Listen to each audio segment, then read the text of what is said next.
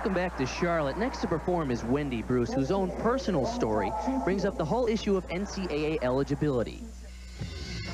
The U.S. Gymnastics Federation Athletes Council Guidebook and NCAA Rule 12.11 states that if an athlete accepts money for participation in a competition or commercial venture, the athlete's NCAA eligibility status is lost, and so is their opportunity for a college scholarship.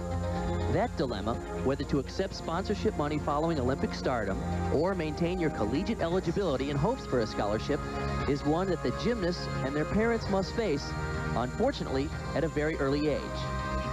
Youth gymnastics at the USGF level can be extremely expensive, especially when you look at it over a period of several years.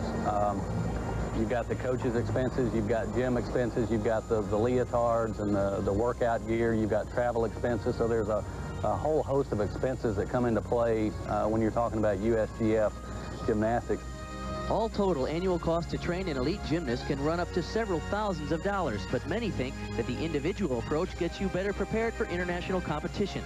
And it had nothing to do with liking or disliking the school. It had everything to do with, do I want to make the Olympic team?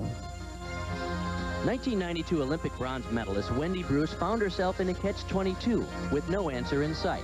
Following a fifth-place finish at the U.S. Nationals in 1989, Wendy and her family established a trust fund and withdrew funds to offset her training costs plus the unexpected medical expenses accompanying foot surgery in 1990. For her, the decision as to whether to accept immediate monies or maintain her NCAA eligibility had already been made. Now, with an Olympic medal secured, Wendy reflects that the NCAA's eligibility question is unfair. It's not really fair because you think that if you go out and represent your country and when you come back, they should at least, give you an education for it. And you shouldn't have to decide on whether you should go and get an education or you should go to the Olympics. Some in gymnastics can see both sides of the issue. North Carolina State gymnastics coach Mark Stevenson understands the economics of this sport. I'm in favor of covering expenses because I know what it costs to do gymnastics. And to do it at the level these kids do, you're talking anywhere from $200 to $300 a month just in tuition and fees. That doesn't include your choreography, which can run you $250 to $300 per routine. Your floor exercise music, which is $150 or more per routine. Your travel, and if you're going internationally like these kids do, they're traveling all over the world all the time. They need the help that the USGF or that the Olympic Committee can give them to make ends meet.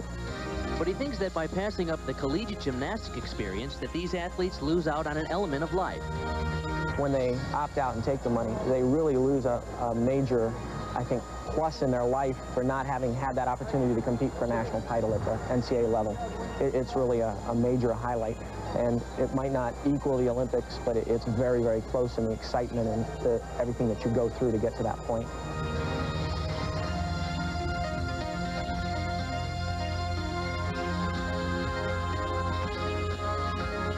I think if I look back on it now, there are many times when I almost thought it was regretful. But now, just making the team, the Olympic team, it makes everything I've done worth it. Regardless of the outcome, gymnastics has been an integral part of the athlete's development. Yes, we've put out a lot of money over those 10 to 12 years for the kids, but everything they've gained from the standpoint of just being involved in a competitive atmosphere, what it's done for them physically, what it's done for them emotionally, in our minds, the money that we have forked out has certainly paid off from that standpoint. Yet as the rules of eligibility change, many in the sport hope that the NCAA will reconsider their own definition as a means of protecting collegiate gymnastic programs. I would hope that down the line the NCAA is going to take the time to look through the way the rules are written and also project as to what these kids' situations are individually so that they have the opportunity to move on and go ahead and do collegiate gymnastics. I think that would be a real positive aspect for our sport.